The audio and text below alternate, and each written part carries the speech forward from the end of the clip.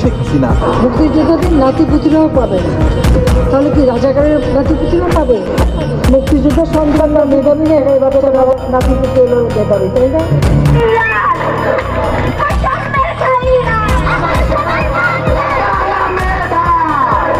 আবার বহাল করে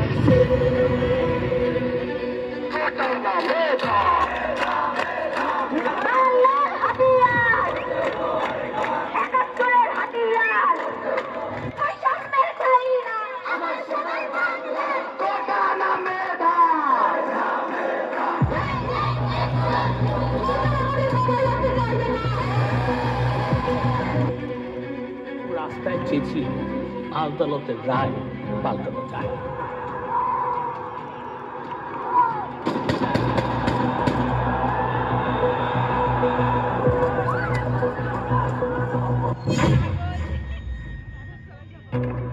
14 জুলাই 2024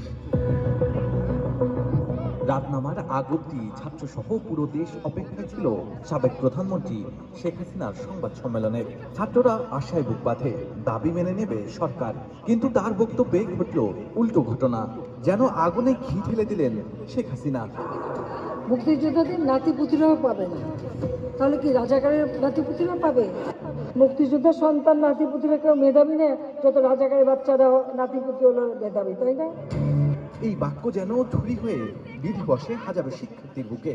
এর মধ্যে হঠাৎ অন্ধকার ভেদ করে বিজয় ৭১ ফলে গর্জে ওঠে স্লোগান।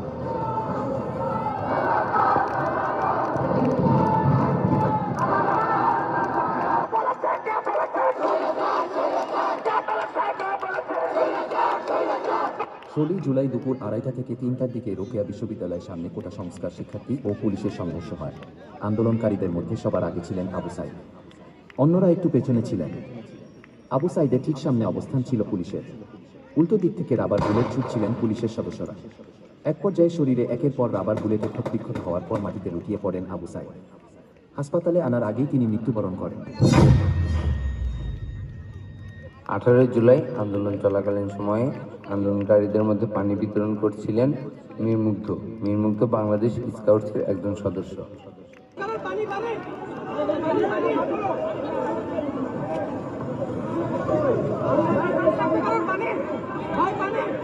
পানি বিতরণকালীন সময়ে পুলিশের ছোড়া গুলি মীর মুগ্ধের কপাল ভেদ করে বেরিয়ে যায়। মীর মুগ্ধের নিথর দেহটি লুটিয়ে পড়ে মাটিতে, রক্তে ভিজে যায় বাংলার মাটি। আবু সাইদ এবং মুগ্ধের মৃত্যু সংবাদ যখন সোশ্যাল মিডিয়ায় ছড়িয়ে পড়ে, তখন তুমুল আলোড়নের সৃষ্টি হয়। আন্দোলনে যুক্ত হয় একটি নতুন মাত্রা। অবস্থা বেগতিক বুঝতে পেরে স্বৈরাচারী প্রধানমন্ত্রী শেখ হাসিনা তৎকালীন তথ্য ও যোগাযোগ প্রতিমন্ত্রী জুনায়েদ আহমেদ পলক সাহেবকে বলেন ইন্টারনেট বন্ধ করে, এবং পলক সাহেব ইন্টারনেট বন্ধ করে দেওয়ার পরে জনতার প্রশ্নের মুখে তিনি বলেন, তারা বলছে যে সরকার ইন্টারনেট বন্ধ করে দিয়েছে। আমরা ইন্টারনেট বন্ধ করিনি, ইন্টারনেট বন্ধ হয়ে গেছে। রাজধানী ঢাকা সহ সারা দেশে ছাত্র জনতার বিক্ষোভ মিছিলে হামলা চালায় আওয়ামী সন্ত্রাসীরা এবং আরো অনেক বাহিনী। অতঃপর শুরু হয়ে যায় এক রক্তক্ষয়ী আন্দোলন। বুলেট আর রক্তস্রোতে ভেসে আসে আন্দোলনের ৩৬তম দিন, সেই মাহেন্দ্রক্ষণ, ঐতিহাসিক ৫ আগস্টের শুনশান সকাল। পদত্যাগ করে দেশ ছেড়েছেন শেখ হাসিনা সামরিক হেলিকপ্টারে ভারতে।